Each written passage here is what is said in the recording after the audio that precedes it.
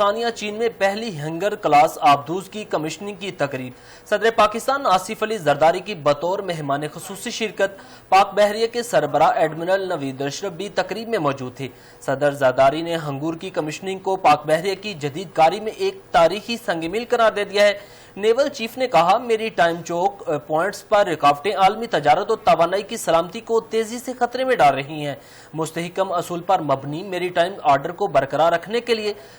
تکنیکی طور پر جدید بحری افواج کی ضرورت ہے۔ اسی پر مزید تفصیلات جان لیتے ہیں نمائندہ اسلام آباد رانا مقبول سے۔ جی رانا مقبول، بتائیے گا۔ پہلی ہینگ کلاس آبدوز کی کمیشننگ کی تقریب ثانیہ چین میں منعقد ہوئی، جس میں صدر آصف علی زرداری اس موقع پر مہمان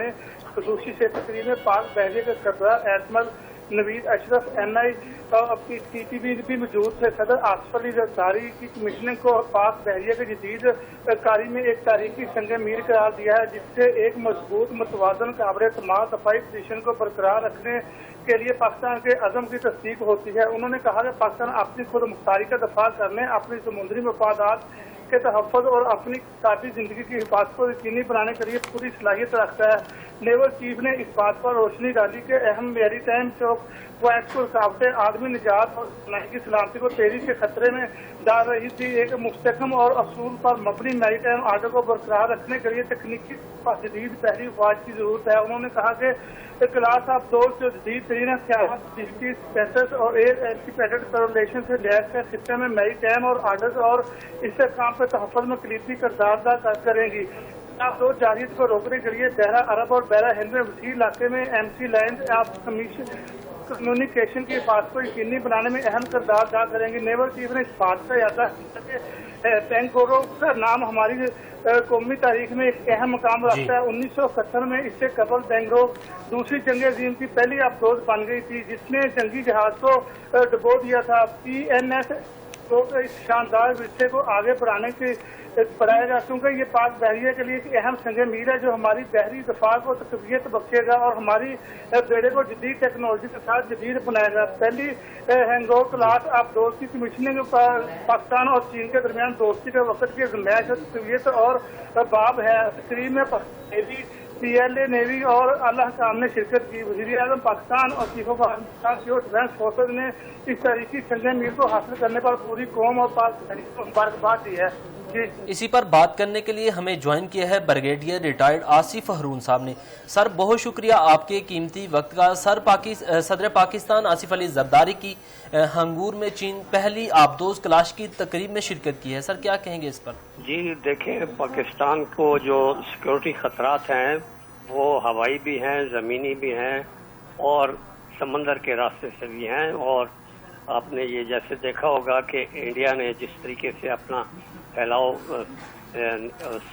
انڈین اوشن میں کیا، اس کو اپنا انڈین اوشن لیک بنانے کی کوشش کی، اور پہلے اس نے سوویت یونین جب تھا اس کے ساتھ اس نے یہاں پر بھرپور اپنی جو ہے نا اسینڈنسی کو برقرار کرنے کے لیے کیا، اور اب وہ امریکہ کے ساتھ وہاں اتحادی ہے اور وہ اس کو ڈومینیٹ کر رہا ہے، اور پاکستان کو وہ جو ہے اسٹریٹجکلی انسرکل بھی کرنے کی کوشش کرتا ہے، اور وہاں نیول بلاکٹ کی کیپبلٹی جو ہے وہ بھی حاصل کرنا چاہتا ہے، جس میں کہ اس نے ایک اپنا کاروبار جو نیول بیس ہے وہ بھی یہ بنایا۔ تو ان خطرات کے تحت پھر پاکستان جو کہ اپنی نیوی کو بدرجے دوسری سروسز کے اس کو کم اہمیت دی جاتی تھی، وہ اب جو ہے اس کو کافی اہمیت دے دی گئی ہے، اور اس میں چین نے پاکستان کی بہت مدد کی ہے، شپ بلڈنگ کی بھی، وار شپس کی بھی، اور خاص کر جو ہے اب یہ سب مرینز جو ہیں جو کہ ایک پاسا پلٹتی ہیں نیول وارفیئر کا، یہ ہینوور جو سب مرین جو لیٹسٹ میزائلز ہیں، یہ 8 آبدوزیں جو ہیں ان کا یہ جو ہے ایک معاہدہ ہو چکا ہوا تھا، اور آج جو ہے اس کی پہلی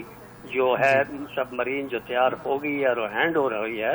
اس کے لیے جو ہے صدر زرداری ویسے بھی وہ وزٹ پہ گئے تھے، لیکن یہ بھی ہے اس موقع کو دیکھتے ہوئے انہوں نے بھی جو ہے اس میں وہ جو ہے وہ شامل ہوئے اس تقریب میں، اور اب یہ جو انڈکشن ہو جائے گی ہینوور سب مرینز کی، یہ ایک کوانٹم جمپ ہوگا ہماری نیول پاور کا، اور ڈیفینسو کیپبلٹی بھی ہوگی اور ऑफेंसिव डिफेंसिव कैपेबिलिटी भी होगी। और ना ये भूलें कि हमारे पास अब एंटी शिप कैपेबिलिटी जो है, जो चाइना ने दी है, वो भी आ चुकी है। थैंक यू जी, बहुत शुक्रिया ब्रिगेडियर आसिफ हारून साहब आपके कीमती वक्त का, और इसी नुमाइंदा इस्लामाबाद राना मकबूल आपका भी बेहद शुक्रिया।